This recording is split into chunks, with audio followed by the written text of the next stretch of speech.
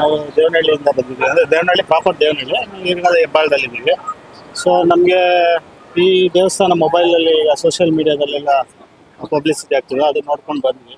So ನಮ್ದೊಂದು ಕೋರಿಕೆ ಇತ್ತು. ಸೊ ಆ ಕೋರಿಕೆ ಬಂದೊಂದು 5 ವಾರದಲ್ಲಿ ನೆರವೇರಿತು.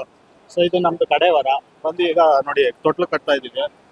ಸೊ ಎಲ್ಲ ಆಶೀರ್ವಾದದಿಂದ, ಅಮ್ಮನವ್ರ ಆಶೀರ್ವಾದದಿಂದ ಎಲ್ಲ ಚೆನ್ನಾಗಾಗಿದೆ, ತುಂಬ ಪ್ರಸಿದ್ಧಿಯಾಗಿದೆ ಮತ್ತು ತುಂಬ ಶಕ್ತಿಯುತ ದೇವಸ್ಥಾನ. ಅಮ್ಮವ್ರ ದೇವಸ್ಥಾನ ಇಷ್ಟು ಜನ ಬರ್ತಾ ಇದ್ದಾರೆ ಅಂದರೆ ಒಂದು ಪವಾಡ ಇರಬೇಕು ಅಲ್ವಾ. ಏನಾದರೂ ಒಂದು ನಡೀತಾ ಇದ್ರೇ ಜನ ಆಕರ್ಷಣೆ ಆಗೋದು. ಸುಮ್ಮನೆ ಏನೋ ಮಾಡ್ತೀವಿ ಈ ಮಾಲ್ಗಳಲ್ಲಿ ಏನೋ ಜನ ಬರ್ತಾರೆ ಆ ಥರ ಎಲ್ಲ ಇಲ್ಲ. ಇದು ತುಂಬ ಶಕ್ತಿಯುತ. ನನಗೂ ಅದೊಂದು ಪರ್ಸ್ನಲ್ ಆಗಿ ಎಕ್ಸ್ಪೀರಿಯನ್ಸ್ ಅನುಭವ ಆಯಿತು. ಸೊ ಹಾಗೆ ಬಂದಿದ್ದೀವಿ ಈ ಕೊನೆ ವಾರದಲ್ಲಿ. ಅಮ್ಮನವ್ರ ಆಶೀರ್ವಾದ ತೊಗೊಂಡು ಇವತ್ತು ಸಾಮೂಹಿಕ ಮದುವೆ ಬೇರೆ ನಡೀತಿದೆ.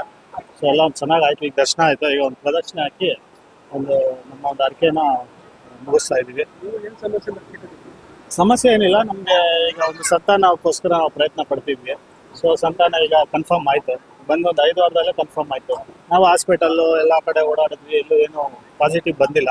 ಸೊ ಈಗ ನಮಗೆ ಕನ್ಫರ್ಮ್ ಆಗಿದೆ ಪ್ರೆಗ್ನೆಂಟ್. ಖುಷಿ ಆಗ್ತಾ ಇದೆ ಅಮ್ಮನವ್ರ ಆಶೀರ್ವಾದದಿಂದ. ಅದಕ್ಕಿಂತ ನಮ್ಮ ಮಿಸ್ಸಸ್ ಅವ್ರಿಗೆ ತುಂಬ ಖುಷಿ ಆಗ್ತಿದೆ.